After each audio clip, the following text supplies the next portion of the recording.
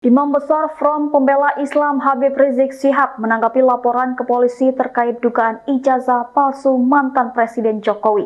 Ia menyayangkan langkah pelaporan terhadap Rismon yang disebutnya sebagai pihak yang tengah melakukan kajian ilmiah. Ia menilai bahwa upaya Rismon dan timnya adalah bagian dari penelitian yang seharusnya diuji secara akademik, bukan dijadikan objek kriminalisasi. Habib Rizik menolak narasi bahwa penelitian tersebut sebagai bentuk fitnah atau penyebaran kebencian. Ia pun memberikan dukungan penuh kepada Rismon CS. Sebelumnya Jokowi mengambil langkah tegas dalam menghadapi tuduhan pemalsuan ijazah yang selama ini terus bergulir. Pada Selasa pagi 29 April 2025, Presiden ke-7 RI itu mendatangi langsung gedung Polda Metro Jaya untuk melaporkan kasus yang menyeret namanya. Langkah ini diambil Jokowi di tengah memanasnya kembali isu keaslian ijazahnya yang kini bergulir di meja hijau. Sidang perdana pada kasus ini telah digelar pada Kamis 24 April di Pengadilan Negeri Solo. Dalam gugatan itu, Jokowi duduk sebagai tergugat pertama. 3 pihak lainnya yang turut digugat adalah KPU Kota Solo, SMA Negeri 6 Solo, dan Universitas Gadjah Mada. Di sisi lain, upaya hukum juga ditempuh oleh pihak pendukung Jokowi. 4 orang yang dikenal vokal mempertanyakan keaslian ijazah Presiden telah dilaporkan ke polisi. Mereka adalah mantan Menpora Roy Suryo, ahli digital forensik Rismon Sianipar,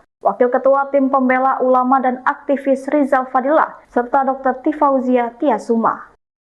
Download Tribun X sekarang, menghadirkan lokal menjadi Indonesia.